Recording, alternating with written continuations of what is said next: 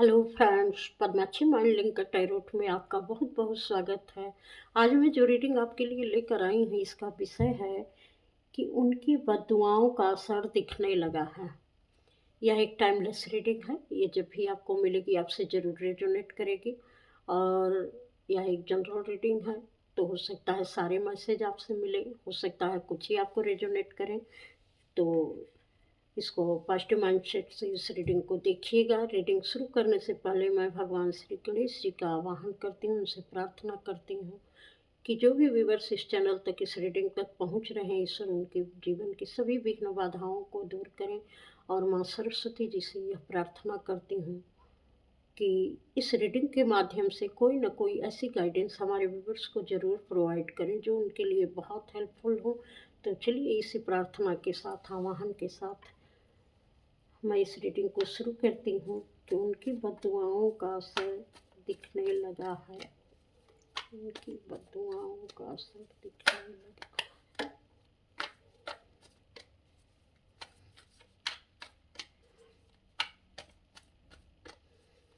बद्दुआओं का असर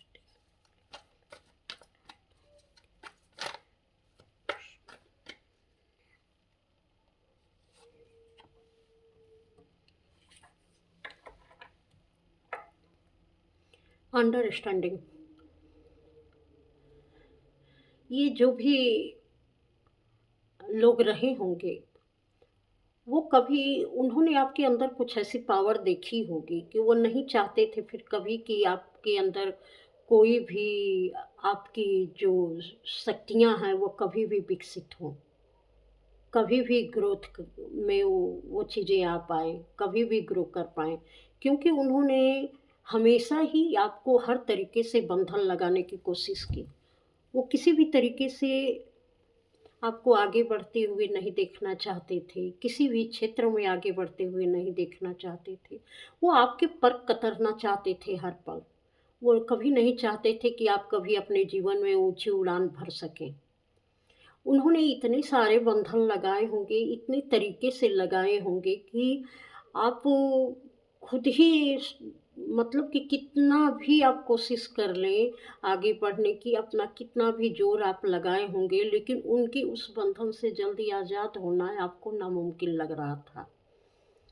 और यही कारण था कि जो कुछ भी उन्होंने बंधन आपको लगाया था, आप अपनी चीज़ों में जब आपने बिल्कुल अपनी एकांत में आप पहुँचे होंगे, आपने खुद की चीज़ों को समझा होगा, तो आपने एक ऐसा पाथ देखा जो बिल्कुल अ, ईश्वरीय प्रेरणा से प्रकाशित हो रहा था। आपको अलग-अलग समझ मिलने लगी अपनी जंजीरों को तोड़ने की, अपने जो भी आपके रिस्ट्रिक्शन लगे थे किसी भी तरीके का अवरोध था, सारी चीज़ों पर आपको कुछ न कुछ गाइडेंस, स्पिरिचुअल गाइडेंस मिलने लगी। या अलग-अलग तरीके से आपको गाइडेंस मिलने लगी जिससे आप उस पिंजरे से, उस बंधन से धीरे-धीरे करके आज़ाद होने लगे। चाहे आपकी एनर्जी वाइज़ ही वह बंधन लगाया गया रहा होगा, लेकिन उस चीज़ से धीरे-धीरे आपने आज़ाद होना सीख लिया।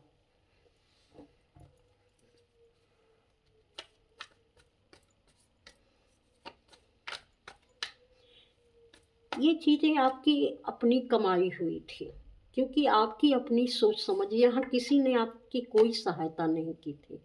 आप सिर्फ़ अपने बलबूते पर आगे बढ़े हैं।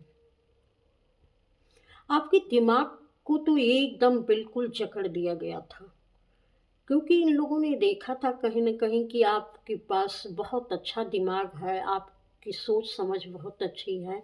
तो इन्होंने इतने तरीके से परेशान किया, ये कार्ड ही देखकर आपको समझ में आ गया हो कि नीचे से ऊपर तक आप बिल्कुल जकड़ जाएँ, हर तरीके से आप ऐसे बँध जाएँ कि आप कौन हैं, क्या कर सकते हैं, आप सब भूल जाएँ।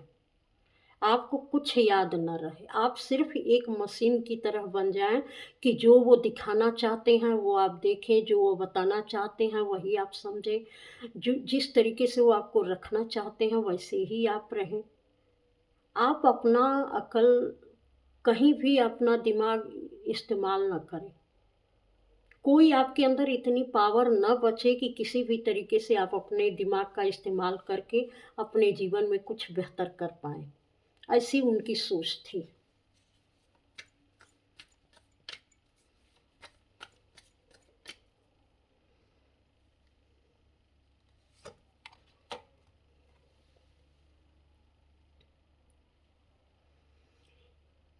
ये ऐसी सोच उनकी जो थी कि आप हर दम खुद पर सवाल करें, खुद पर डाउट करें कि आपके अंदर कुछ भी ऐसा नहीं है, और हो सकता है आपका सिर हमेशा भारी रहता हो, हमेशा सिर में दर्द रहता हो सकता है आपके बाल भी बहुत ज़्यादा गिरते हों, आपकी हेल्थ बहुत ख़राब रहती हो, ये हेल्थ तो यहाँ से दिख रही है। हर तरीके से उन्होंने आपको परेशान करने की कोशिश की और पूरी तरीके से उन्होंने आपके माइंड को जकड़ लिया था, एक नेगेटिविटी में डाल दिया था। हर तरीके की रुकावट जो यहाँ लगाई गई थी। लेकिन सबसे बड़ी चीज़ ये है कि जो कुछ भी हुआ था आप निकलने की स्थिति में तो नहीं थे। लेकिन यहाँ से जो स्पिरिचुअल गाइडेंस मिलने लगी थी आपको, और जिस तरीके से यहाँ पर रख के ही आपने धीरे-धीरे खुद को समझना शुरू कर दिया था, ये अब बहुत बड़ी बात हो गई थी।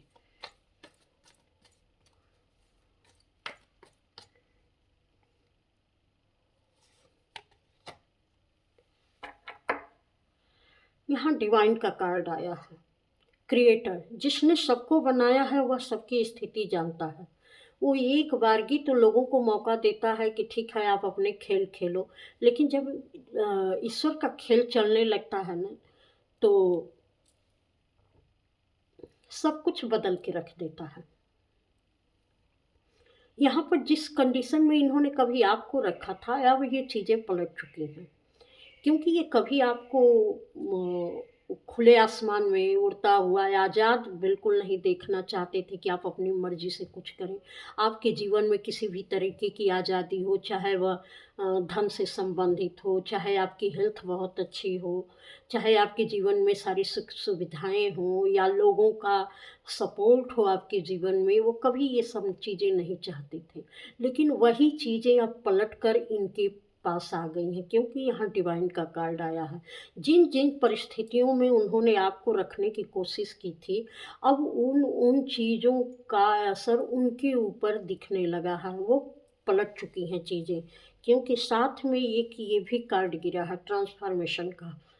तो यहाँ पर सारी चीज़ें पलटकर अब उनके ऊपर जा रही हैं। जो स्थिति जहाँ से आप ठीक कर रहे हैं, वह उसका असर उनके ऊपर दिखने लगा है।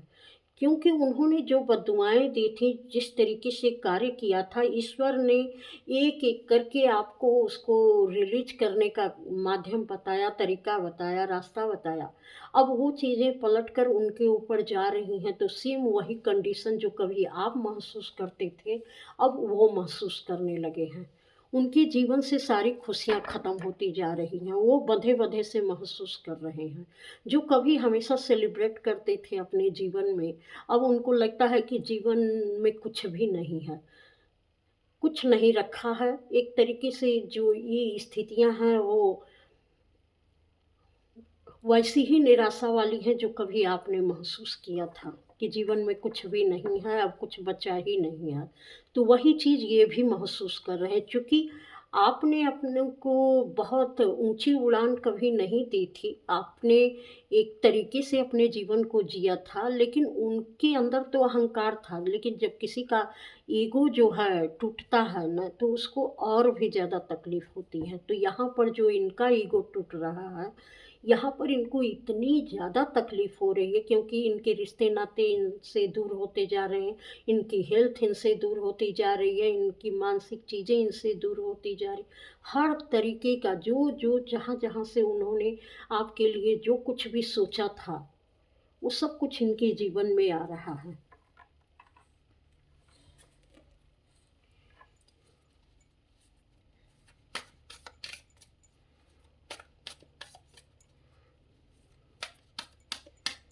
उनकी बददुआओं का असर दिखने लगा है।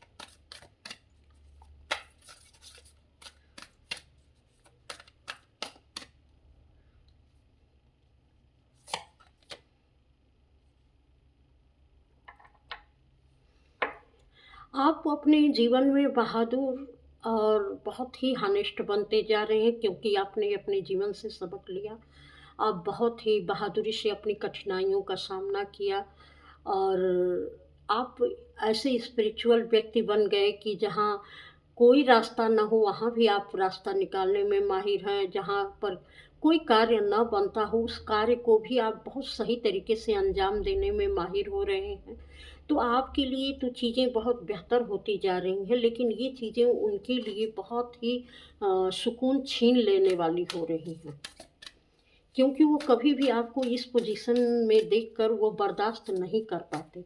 और वही चीज़ हो रही है कि आपकी जैसे-जैसे पोजीशन बढ़ती जा रही है, वैसे-वैसे उनके दिमाग की जो है सारी नसें फटती जा रही हैं।